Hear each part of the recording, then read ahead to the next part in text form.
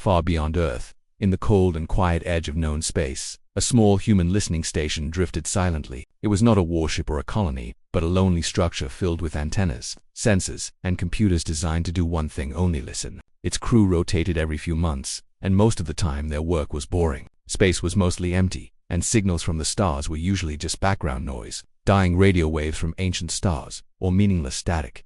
On that day, everything seemed normal. The station's systems hummed softly as data flowed across the screens. A junior analyst sat watching endless lines of numbers, half expecting nothing unusual to happen. Then, suddenly, one of the monitors changed. A weak signal appeared, barely above the noise. At first it looked like a glitch. The analyst frowned and adjusted the filters, expecting it to vanish. Instead, the signal grew clearer. It was not random. It repeated. The analyst leaned forward, heart beating faster. Repeating signals were rare, and intentional ones were even rarer. He called over a senior officer, who immediately ordered a full analysis. The station went from quiet routine to sharp focus in seconds. Every sensor was turned toward the signal's source. The transmission was damaged and unstable, breaking apart every few seconds, as if it had traveled an impossible distance through hostile space. There was no known language in it, no recognizable symbols, no familiar math patterns, yet something about it felt unmistakable. The rhythm was urgent. The pauses were wrong for normal communication. Even without understanding the words, every human listening felt the same thing. This was a distress call. As more data came in, the computers began translating patterns into visuals. Broken images flashed across the screens. Shapes appeared: cities, towers, wide landscapes. Then fire, explosions. The images were short and unclear, but the message was horrifyingly obvious. Someone was dying. An entire world was under attack. The room fell silent. No one spoke at first. Humanity had searched the stars for generations, hoping for proof that they were not alone. Some dreamed of friendly contact, others feared enemies, but no one expected the first clear message from intelligent life to be a desperate cry for help. The commanding officer ordered the signal sent to Earth immediately. Encrypted channels lit up as the data was forwarded to scientific councils, military leaders, and world governments. Within hours, experts across the planet were studying the transmission. Linguists tried to find structure. Scientists examined energy signatures. Military analysts focused on the explosions shown in the images. One conclusion came quickly and without argument: this signal was real. It was artificial, and it was sent by a civilization far less advanced than humanity, using old technology pushed far beyond its limits. More fragments arrived as the station continued to listen. Each new piece made the situation worse. The images showed ships in orbit firing down on the planet, cities collapsing, dark shapes blotting out the sky. The signal ended and restarted again and again, each time weaker than before, as if the sender was running out of power or time. On Earth, emergency meetings were called. Screens filled with serious faces. For the first time in history, leaders were not arguing over borders or resources, but staring at proof that life existed beyond their world, and that it was being destroyed. Some argued that humanity should not get involved. The stars were vast and dangerous, they said. This could be a trap, or worse, it could draw the attackers' attention to Earth. Others pointed out that humanity had always claimed to stand for justice and protection of the weak. Ignoring this signal would mean turning away from those values at the first real test. As the debate continued, another update came in from the listening station. The signal source had been pinpointed: a distant star system, far beyond any human colony, deep in unexplored space. And something else: scans detected massive energy signatures in that system, far larger than what the SOS sender could produce. That meant there was another force there, a powerful one. The room went quiet again as the truth settled in. This was not a natural disaster. This was not an accident. It was a warrant. One side was being wiped out. Back at the listening station, the crew worked non-stop. They replayed the signal again and again, looking for any detail that could help. In one final fragment, the computers managed to clean up a short section of audio. A single sound pattern repeated over and over, growing slower each time, though no one could translate it. The emotion behind it was impossible to miss: fear, pain, pleading. One of the crew members quietly removed his headset. His hands were shaking. He had signed up to study space, not to listen to an entire species beg for survival. Another crew member stared at the screen, jaw tight, eyes burning with anger. Whoever was doing this had decided that another civilization did not deserve to exist. As the signal weakened further, alarms rang out. Power levels at the source were dropping rapidly. The SOS sender was failing. This was likely their last attempt to reach anyone at all before the end.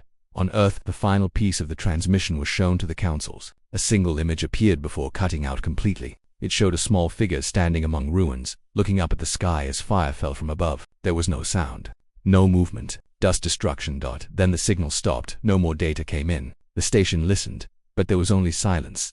That silence was heavier than any noise. Humanity had heard the call. They had seen the truth. and now they had to live with the knowledge that somewhere among the stars, a world might already be dead or dying while Earth decided what to do. For the first time, humanity was not asking whether they were alone in the universe, they were asking whether they would answer when someone needed them. Most asterisk humanity did not wait long to act.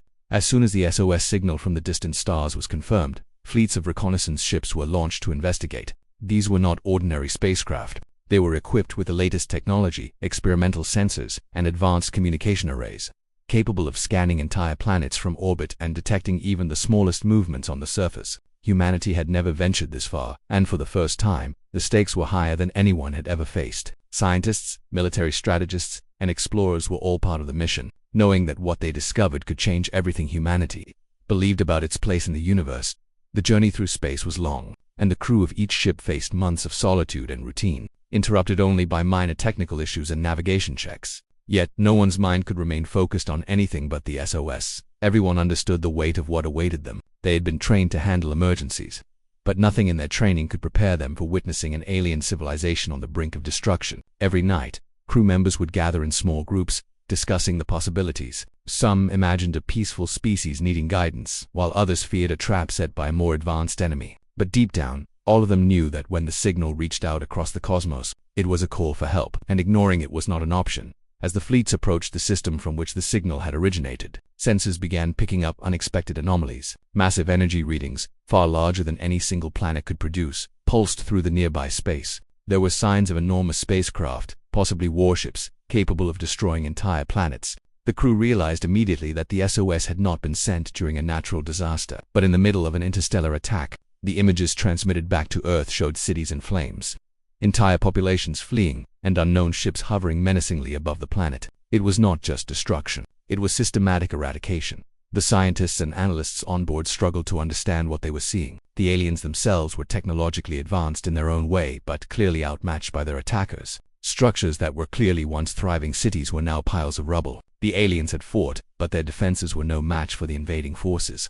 Through scans and analysis of the SOS signal, it became evident that this species had hoped to reach someone who could intervene, someone powerful enough to stop the destruction. Humanity had answered that hope, but the reality was harsher than anyone had imagined. As they continued their observations, the crews discovered evidence that hinted at the scale of the threat. Entire systems were being monitored and potentially targeted. This enemy was not random or chaotic. It operated with a strategic mind, moving from world to world, eliminating civilizations. The urgency of the situation became clear. If humanity did not act, not only would the aliens who sent the SOS be wiped out, but countless other species across the galaxy could be next. Humanity's leaders realized that this was not just a mission to save one world, it was a mission that could define the survival of intelligent life across multiple star systems. The crews also learned more about the alien civilization that had sent the SOS. They were a peaceful species, focused on science, art, and community. They had no means of launching a counterattack or fleeing to other systems quickly. Their technology was sufficient for daily life and defense against minor threats, but against the attackers, they were hopelessly vulnerable. In many ways, humanity saw a reflection of itself, a civilization working hard to survive in a vast and unpredictable universe, suddenly faced with a threat beyond comprehension. The empathy on board the human ships was strong. The realization that a life form, somewhere out there, was desperately seeking aid struck deeply with every crew member. As these facts became clearer, debates erupted among the fleet commanders. Some argued for cautious observation, suggesting that they gather more intelligence before committing forces. Others pushed for immediate action, insisting that delay would cost lives and possibly result in the complete extinction of the species in need. The moral implications weighed heavily. Humanity had always considered itself a protector of the weak, yet the scale of the threat presented an unprecedented dilemma. Could they intervene without risking their own safety? Was it even possible to mount a successful defense against an enemy so powerful? The more they learned, the more urgent the decision became. Analysts traced the movements of the attacking forces and calculated their strength. The aliens' SOS had not been a lie or a misinterpretation. They were being annihilated, and there was no chance of survival without external help. Even with the advanced technology humans possessed, the task ahead was daunting. Every piece of intelligence, every scan, every signal from the SOS had to be studied in detail. Any misstep could result in failure, not only for the mission but for humanity's first real encounter with intelligent life outside Earth. Amid these strategic calculations, the human crews made a discovery that shocked everyone. The attackers themselves were not invincible. Patterns in their operations revealed weaknesses moments when their forces were concentrated elsewhere. gaps in their defense, vulnerabilities in their communication systems. This was a civilization with immense power, but like all civilizations, it had flaws. Humanity now had a path forward, a reason to hope that they could answer the SOS not just with sympathy but with effective action. The challenge was immense, but the possibility of success gave every crew member a renewed sense of purpose. As the fleets prepared to relay their findings back to Earth, the first signs of organized strategy emerged among the human scientists and military leaders. This was not just reconnaissance anymore. It was preparation for intervention. Humanity had seen the destruction, understood the enemy, and discovered the weaknesses they could exploit. The urgency of the SOS had turned into a clear call for justice, a responsibility that could no longer be ignored. Plans were drafted, simulations run, and every resource considered. The entire species seemed to hold its collective breath as humanity decided how to answer the desperate call from the stars. The alien SOS had revealed more than a civilization in danger. It had revealed a truth about the universe. There were forces capable of mass destruction, and there were species with no means of protection. Humanity now faced a choice. They could remain observers, watching from afar, or they could step into a role no one had imagined for them: protector, warrior, and avenger. The stakes were not theoretical. Lives were on the line, and the signals from the dying world served as both a warning and a demand: act, or everything could be lost. As the phase of reconnaissance concluded, humanity's decision became clear. They would not wait. They would not hesitate. The alien civilization's plea had reached them, and they would answer not just with words, but with force. The fleets returned to Earth with detailed reports, images, and data. Every scientist, commander, and leader knew the path ahead would be dangerous, but they also knew that ignoring the SOS was no longer an option. The stars had called, and humanity had heard. Now, for the first time, humanity would step beyond observation and into action, ready to face the unknown and protect a life that could not protect itself. Humanity knew that answering the SOS was not going to be simple. The reconnaissance missions had revealed the full scale of the threat: a ruthless, highly advanced enemy systematically wiping out entire civilizations. The alien species that had sent the call for help was already on the brink of extinction. Their cities in ruins, their populations scattered and terrified. Humanity could not ignore this. The decision was made. They would act, but first, they had to prepare. This was not a battle Earth had ever fought before, and the stakes were higher than anyone could have imagined. The enemy was powerful, the distances vast, and the challenge almost impossible, but humanity was determined. Back on Earth, nations set aside political differences, rivalries, and old disputes. For the first time in history, military commanders, scientists, engineers, and diplomats worked together with a single purpose. The world mobilized with unprecedented speed. Shipyards that had once built small exploratory crafts now turned out enormous warships, equipped with advanced weaponry, shields, and detection systems. Scientists worked day and night, creating technologies that had only existed in theory until now. Every part of the fleet was designed to be stronger, faster, and smarter than anything humanity had ever sent into space before. The goal was not to conquer, but to protect, to answer the SOS with the force it deserved. Training programs were intensified for the human crews. Pilots, engineers, and soldiers underwent simulations that mimicked what they might face in deep space. They studied alien strategies, learned to anticipate attacks, and practiced coordinating strikes across vast distances. Every crew member understood that failure was not an option. The lives of an entire civilization depended on them, and the survival of humanity itself could be at stake if they underestimated the enemy. Morale became a key focus. Leaders reminded everyone that they were fighting not only for survival but for justice. This mission would define humanity's reputation across the stars. While the fleets were being prepared, scientists continued to study the alien attackers. Every piece of intelligence collected by the reconnaissance missions was analyzed in detail. They discovered the enemy's weaknesses, patterns in their movements, vulnerabilities in their ships' shields, and delays in their communication networks. This gave humanity hope. The task was still enormous, but it was possible. With careful planning and precise execution, they could strike effectively, protect the aliens, and perhaps even turn the tide of a war that was already raging in the distant system. The planning was meticulous. Teams of strategists used simulations to test every possible scenario. They mapped out attack routes, escape options, and defense mechanisms. They considered contingencies for every possible threat the enemy could pose. Nothing was left to chance. Humanity had never faced such a formidable opponent, and they could not afford to fail. Every decision had to be calculated, every action precise. The pressure was immense, but it only strengthened the resolve of those involved. The world watched and waited, knowing that history was being written in real time. As preparations continued, the human fleets began their journey to the alien system. Ships left Earth in waves, moving silently through space, carrying not only weapons but hope. On board, crews faced long periods of isolation, but their minds were occupied with strategy, training, and the knowledge that they were about to face a dangerous and unknown enemy. The atmosphere on each ship was a mixture of tension and determination. Everyone knew that this mission was unprecedented. The lives of millions and perhaps billions depended on their success. During the journey, communication between ships was constant. Leaders coordinated maneuvers, scientists shared updates, and intelligence teams continued to analyze the enemy's patterns. Every bit of knowledge gained from the reconnaissance missions was put to use. The fleets were no longer just a collection of ships. They had become a coordinated force, a single entity with a unified purpose. The goal was clear: to arrive at the alien system ready, capable, and determined to protect the civilization that had reached out in desperation. Humanity also realized that this mission was more than just a military operation. Diplomats worked alongside commanders to ensure that any survivors would be protected, and that the intervention would be seen as a force of justice rather than conquest. Humanity wanted to show the galaxy that it could act decisively while maintaining moral integrity. This was not about power, it was about responsibility. They had heard the SOS, and now they had a duty to respond not as conquerors, but as protectors.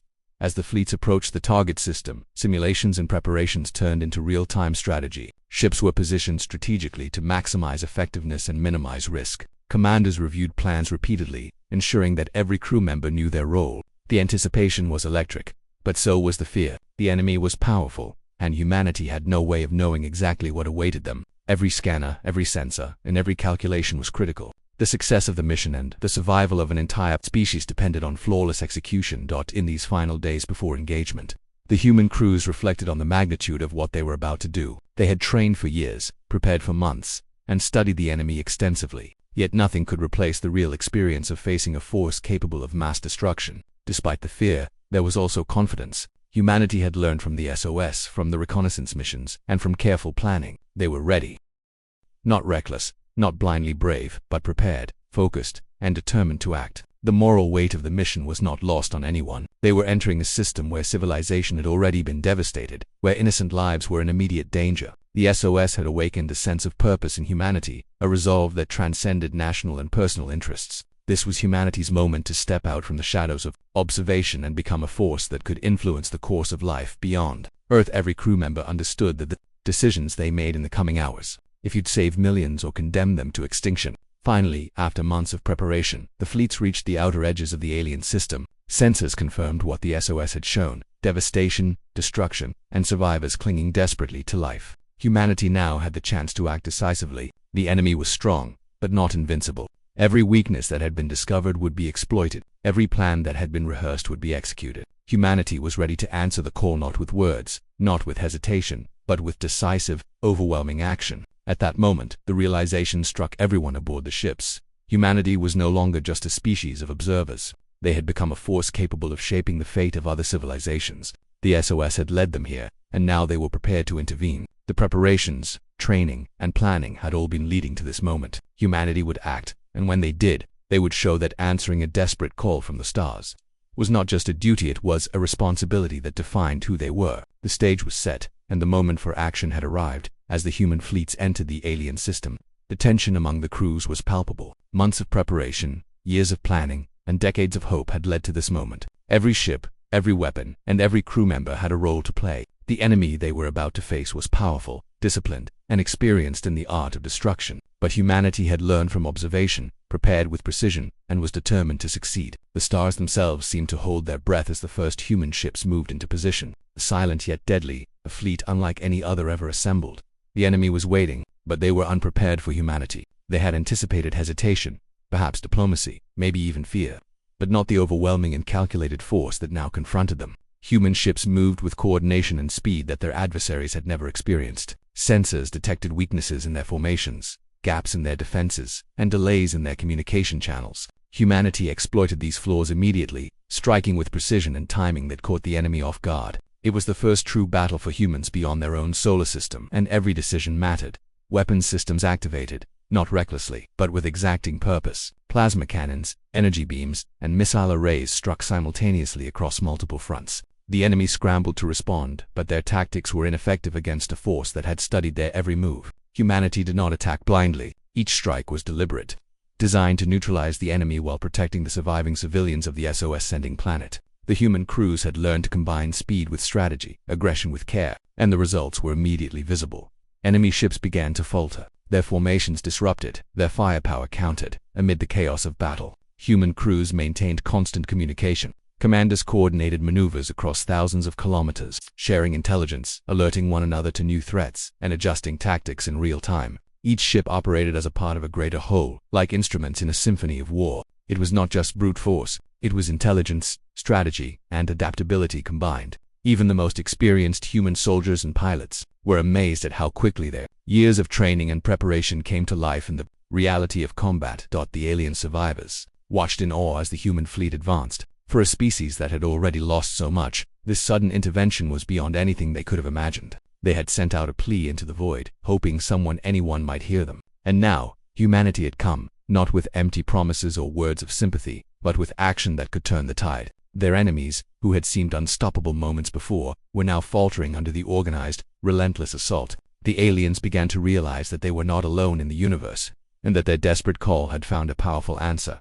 Despite the advantage, humanity moved with care. They could have pursued total annihilation, striking fear into the enemy for any future threats. But their mission was not conquest. It was protection. Human ships focused on disabling key enemy vessels, protecting civilians, and neutralizing threats as efficiently as possible. Collateral damage was minimized, and every move was calculated to preserve life where it could still be saved. This careful precision amazed both humans and aliens alike. It became clear that humanity had not only the strength to fight, but also the discipline and judgment to use that strength wisely.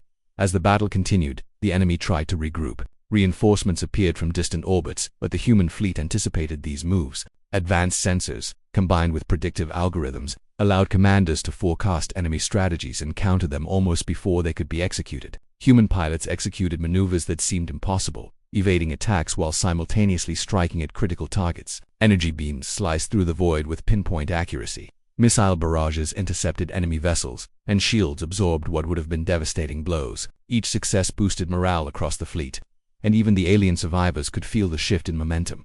The turning point came when the humans managed to disable the enemy's command ships. Without centralized control, the attackers' coordination fell apart. Their warships moved chaotically, firepower overlapped or missed entirely, and their formations crumbled. Humanity pressed the advantage, not with recklessness, but with relentless efficiency. Enemy after enemy was neutralized, and the tide of the battle decisively shifted. The sheer scale of the human fleet, combined with strategy and discipline, proved to be overwhelming. It was a display of force that even the most battle-hardened enemies could not withstand.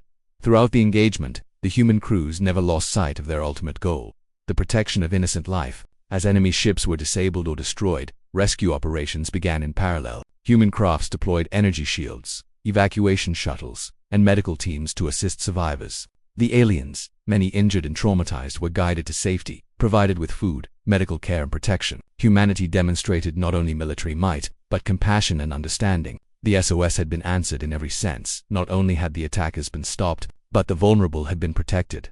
The battle raged for hours, each moment filled with high tension, strategy, and decisive action. Human fleets adapted to every maneuver of the enemy, countering ambushes, intercepting reinforcements, and neutralizing hidden threats. Crews worked tirelessly, their endurance tested to the limit, but their purpose never wavered. Every pilot, engineer, and soldier knew the lives that depended on them. The determination and coordination of humanity had created a force that seemed unstoppable, combining intellect with strength in a way the galaxy had never seen before. By the time the last enemy ship had been neutralized, the system was silent. Where once there had been chaos, destruction, and terror, there was now calm. Humanity had not only defeated the attackers, but they had done so with precision, protecting those who had called for help. The alien survivors emerged from hiding, awestruck and grateful, witnessing for the first time a civilization capable of both immense power and incredible restraint. They had sent out a signal into the void, unsure if anyone would respond, and now humanity had arrived, changed the course of their fate, and ensured their survival. In the aftermath,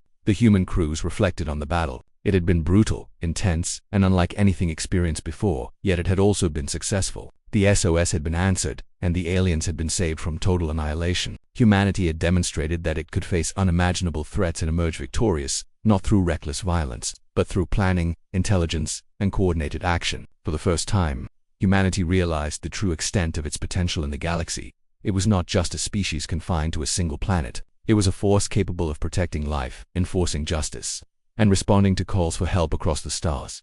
The victory also sent a powerful message to the rest of the galaxy. News of humanity's decisive action would spread, reshaping how civilizations perceived Earth. They were peaceful, yet capable of overwhelming force. They were observers, yet capable of intervention. They were humans, yet they could act as protectors of the helpless. The SOS from the stars had been answered with vengeance, precision, and justice, proving that when humanity acted, it did so with both purpose and morality. It was a moment that would forever be remembered in the history of the universe, a testament to what a united, determined, and prepared civilization could achieve when faced with an impossible challenge. After the battle ended, a strange silence filled the system. Where once there had been chaos, destruction, and the terrifying sounds of war, now there was stillness. The enemy forces had been defeated, their ships either destroyed or fleeing, and the alien civilization that had sent the SOS could finally breathe. For the human crews, it was a moment of quiet reflection after months of tension, preparation, and the overwhelming intensity of combat. Yet, even in this calm, the work was far from over. Saving a civilization was not just about defeating an enemy, it was about rebuilding hope, restoring order, and showing that humanity's intervention was more than military might. The first task was rescue and recovery.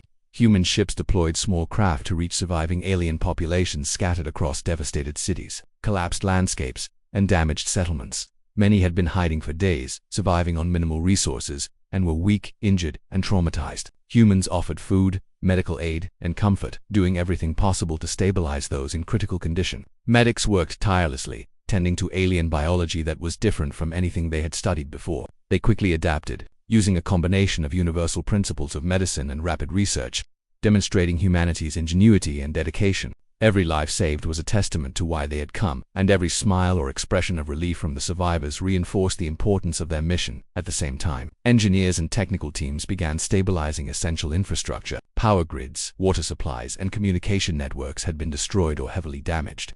Human engineers worked alongside alien technicians, sharing knowledge, tools, and techniques to restore basic systems as quickly as possible. Rebuilt what could be rebuilt, improvised where necessary, and ensured that survivors could begin to regain some sense of normal life. For the aliens, these were miraculous efforts. Ships and tools from a civilization they had never met before now worked to save them. Humanity's combination of technical skill and problem-solving became as critical as their military victory. Diplomats and leaders also played a key role in this phase. They engaged with alien representatives to establish trust, communication, and collaboration.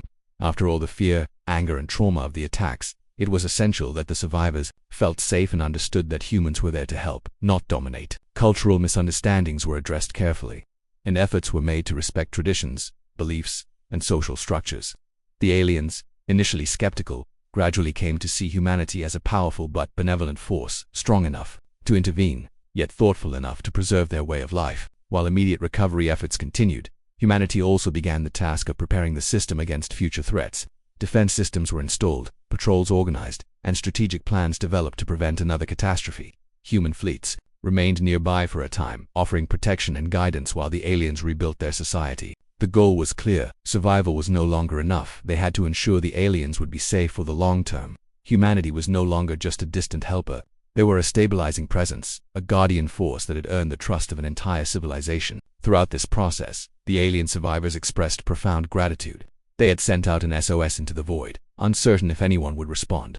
Humanity had not only responded but had come with overwhelming force, intelligence, and care. The survivors witnessed firsthand that humans were not just a species capable of extraordinary technology, but one capable of empathy, courage, and moral judgment. Many of them had lost family, homes, and communities, but the intervention of humanity gave them hope, a chance to rebuild, to thrive, and to believe in the possibility of safety again. The story of humanity's actions quickly spread beyond the immediate system. Neighboring civilizations and distant observers began to take notice. Reports of the SOS, the decisive intervention, and the subsequent recovery efforts painted a picture of a species unlike any other. Humans were peaceful by choice, yet fierce when they intervened to protect the innocent.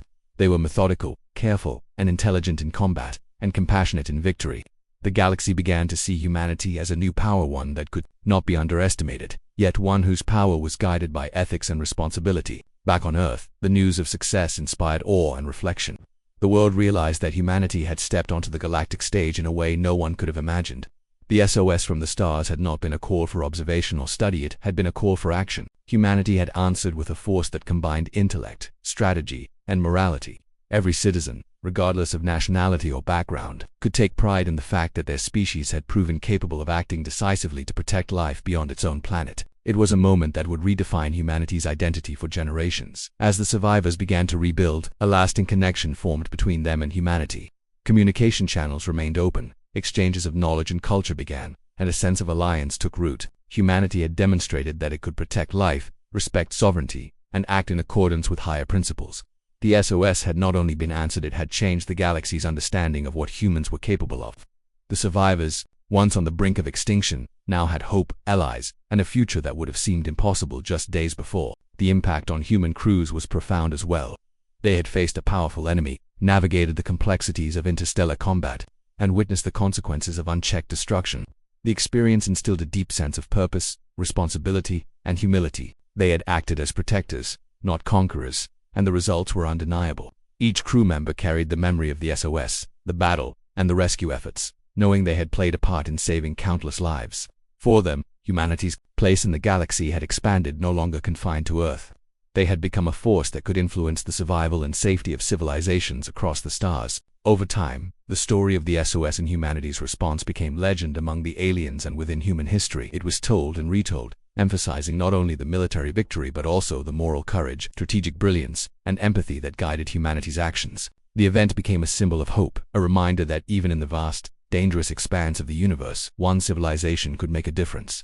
The lesson was clear: strength without compassion is meaningless, but when combined it can protect, inspire, and change the course of entire worlds. Humanity's intervention had another, unexpected effect. Other civilizations that had previously been wary of humans began to reach out cautiously, curious about this new species that acted with power, intelligence, and morality. Some offered alliances, others shared knowledge, and a few simply observed, learning from humanity's example. The galaxy, once distant and cold, began to feel smaller and more interconnected. The SOS had started as a desperate plea, but it had transformed into a catalyst for change, a turning point in how humanity was perceived and how civilizations would interact in the future. Finally, the aliens who had sent the SOS began to rebuild their lives with a renewed sense of purpose. Cities were reconstructed, cultural traditions revived, and communities reunited. They had survived the unimaginable, not through luck alone, but because another civilization had chosen to act with courage and intelligence. Their gratitude was endless, and their stories of humanity's intervention became foundational for their future generations. The SOS had been answered, but it had also created something greater, a lasting bond between two civilizations, forged in the crucible of crisis and solidified through action, trust, and care. In the end, humanity returned to Earth, carrying with them memories, experiences, and lessons that would shape the future. They had faced a threat no one had anticipated, confronted the limits of their technology and courage, and emerged not only victorious but morally triumphant. The SOS had been answered not just with force, but with compassion and strategy, and its legacy would endure for generations. The stars now knew humanity as a protector, a force for justice, and a civilization that, when called upon, could act decisively to preserve life. From that day forward, humanity's place in the galaxy was secure not through domination, but through honor, courage, and an unwavering commitment to answer the call when it mattered most.